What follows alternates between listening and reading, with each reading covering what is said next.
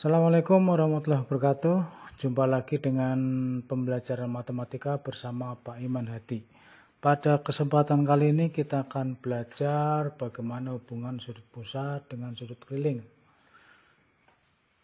Yang pertama kita bahas mengenai sudut pusat lingkaran.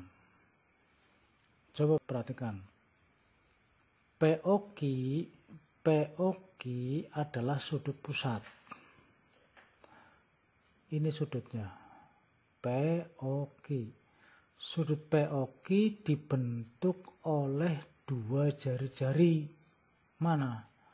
OP dan OQ. Jadi jari-jari OP dan jari-jari OQ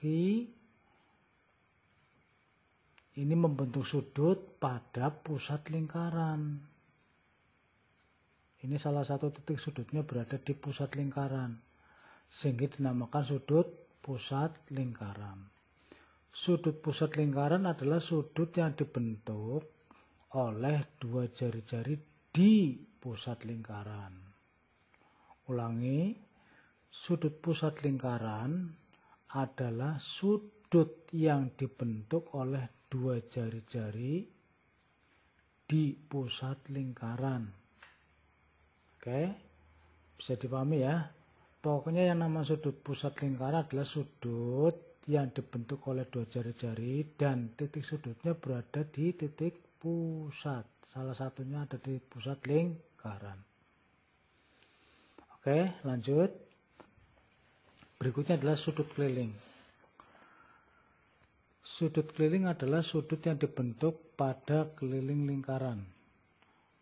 Pada gambar PTQ adalah sudut keliling. Baik P maupun T maupun Q semuanya nempel pada lingkaran. Pada keliling lingkaran. Jadi itulah yang namanya sudut keliling. Yaitu sudut yang dibentuk pada keliling lingkaran. Contohnya PTQ. Misalnya saya ubah di sini.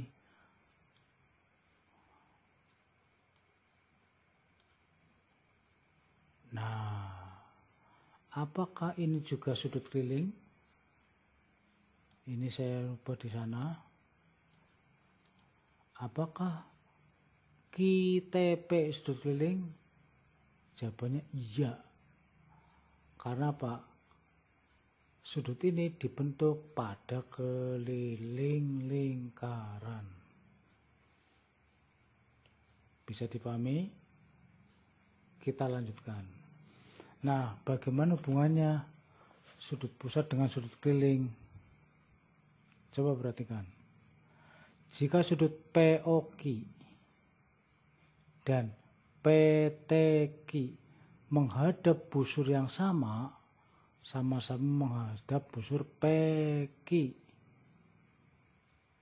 maka berlaku sudut pusat sama dengan 2 kali sudut keliling. Jadi kalau sudut pusat dengan sudut keliling itu sama-sama menghadap busur yang sama, yaitu busur PQ dalam hal ini, maka berlaku sudut pusat sama dengan 2 kali sudut keliling. Atau sudut keliling sama dengan setengahnya sudut pusat lingkaran. Oke, misalkan sudut pusatnya 50, berapa sudut kelilingnya? Jika kedua sudut menghadap busur yang sama, jawabannya adalah 25. Oke, ini contohnya POQ 50. Berapa PTQ? Karena POQ dan PTQ menghadap busur yang sama, berlaku PTQ yang ini sama dengan setengah POQ. PTQ sama dengan setengah POQ. Hasilnya adalah 25. Oke.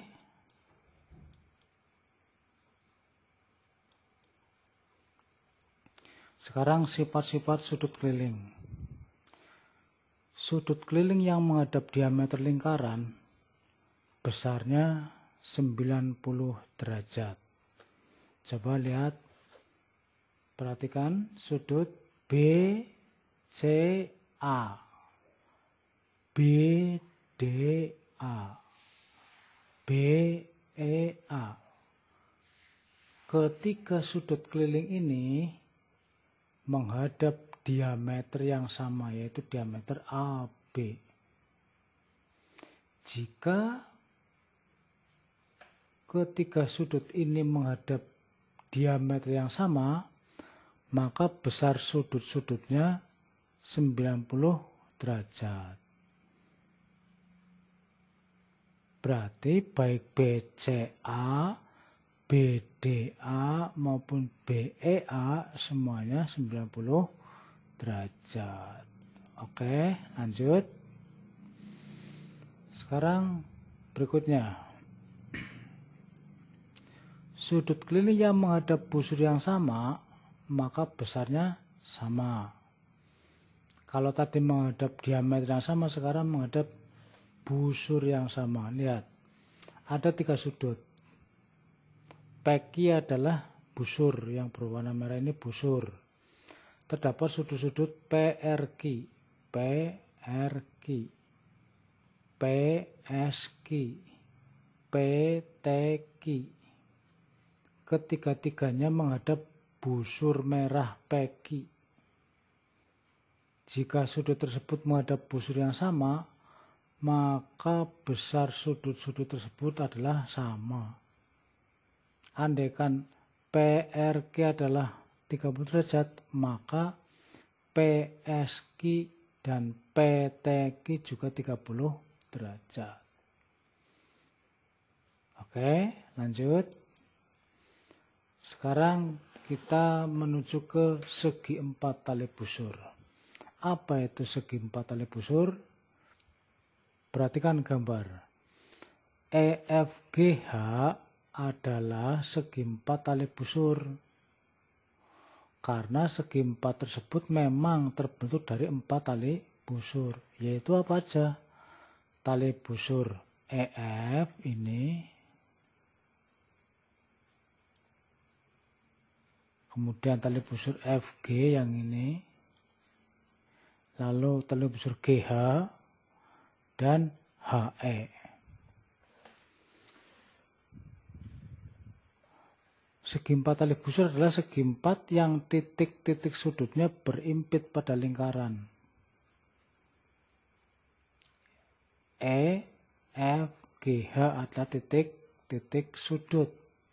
Semuanya berimpit pada lingkaran, pada tepi lingkaran. Oke. Pada segi 4 tali busur berlaku sifat-sifat sebagai berikut. Jumlah sudut yang berhadapan sama dengan 180 derajat. Jadi jumlah sudut yang berhadapan sama dengan 180 derajat. Mana yang berhadapan? F, E, H berhadapan dengan F, G, H.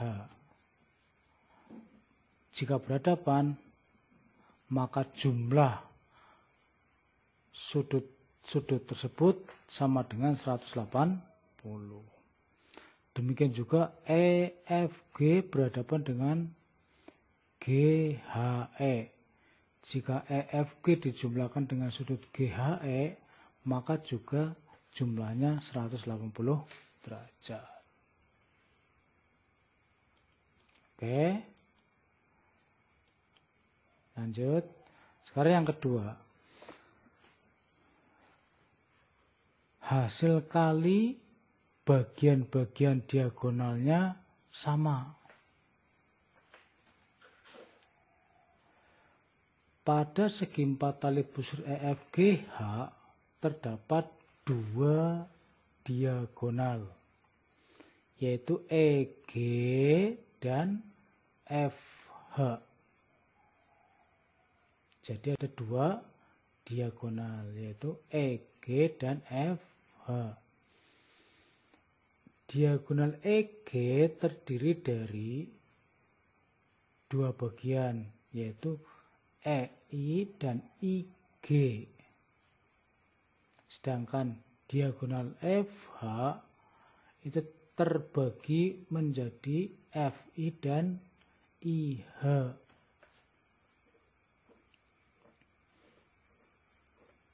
Maka hasil kali bagian-bagian diagonalnya sama. Berarti EI jika dikalikan IG akan sama dengan HI dikali IF. Oke, lanjut. Yang ketiga, hasil kali diagonalnya sama dengan jumlah perkalian sisi-sisi yang berhadapan. Hasil kali diagonalnya sama dengan jumlah perkalian sisi-sisi yang berhadapan. Jadi begini, hasil kali diagonalnya kan ada dua diagonal, EG dan FH. Jika EG dan FH dikalikan, maka akan sama dengan jumlah perkalian sisi yang berhadapan. Mana yang berhadapan? EH dengan FG, EF dengan GH. Jika EH kali FG dikalikan dan dijumlahkan dengan hasil perkalian EF dengan GH, maka hasilnya sama dengan EG dikalikan FH.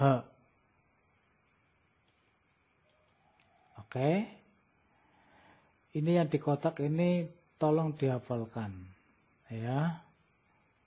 Ini rumus ini penting untuk mencari panjang-panjang unsur-unsur dari segi 4 tali busur.